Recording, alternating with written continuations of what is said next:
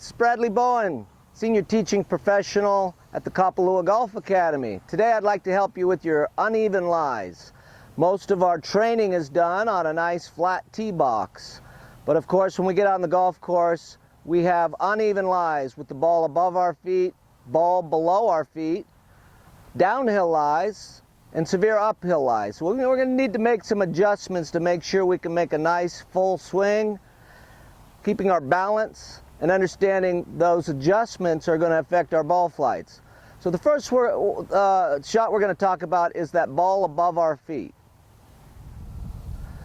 When we have a lie with the ball above our feet, we're going to need to make some adjustments to our posture. Obviously, we would love to have the club perpendicular to our spine, so when we take our normal posture, we can only go so far. So we're going to want to stand a little taller in this regard. The feeling is we want to be swinging around our body with nice balance. So I'm going to suggest maybe we're going to need to shorten the club. We're going to need to put our hands a little lower on the handle. But the other thing is we're not going to bend from the waist as much now. We're going to stand a little taller.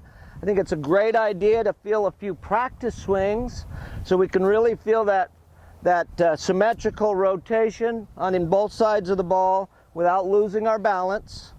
So we're going to gauge where is the proper posture so I can make this motion without losing my balance. Now the other big factor with the fact that the ball's above our feet is the club face is now going to be aiming a little more to the left. When that club is sitting in its natural lie position, you can see how that club is pointing down the line, or shall I say parallel to my shoulders. But when I bring that club head up, you can see now the face is actually pointing a little more to the left. So we're going to have to make an adjustment for that as well. We're going to need to aim a little further to the right, of course. So we're going to stand a little taller. We're going to feel it's more of a merry-go-round swing rather than a Ferris wheel swing. We're probably going to choke up a little bit. We may need to take some extra club. Any of these uneven lies, we might put the ball an inch or so back in our stance and maybe shorten the swing just a touch. So with all that in mind, I'm going towards the yellow flag in the distance. I got to aim slightly right, take a little extra club, make sure I have good balance, and account for all these extra variables and make a nice fluid swing, holding that balanced position in the follow-through. So that's the ball above the feet.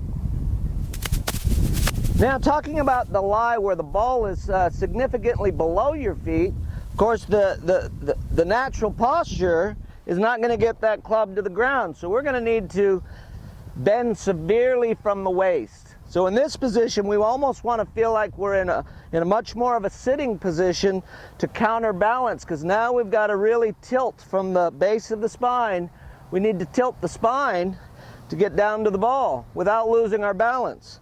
So once again, I'm going to bend from the waist, and I want to make a practice swing where I really feel like I can maintain my balance throughout the motion.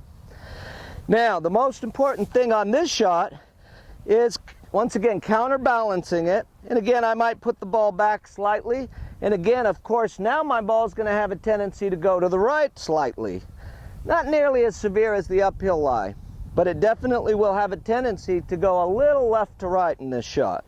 So once again, rather than merry-go-round, I'm going to feel more Ferris wheel. I want this club coming up and down more abruptly.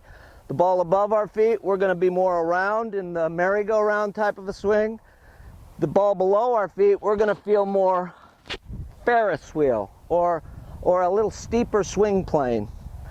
So once again, the posture is all about getting into a sitting position and bending from the waist so we can be balanced and make that nice full swing, holding that balance in position and allowing that club to come through impact. Now when it comes to the uneven lies as far as the ball on a severe downslope or severe upslope, we have to think about a couple of things.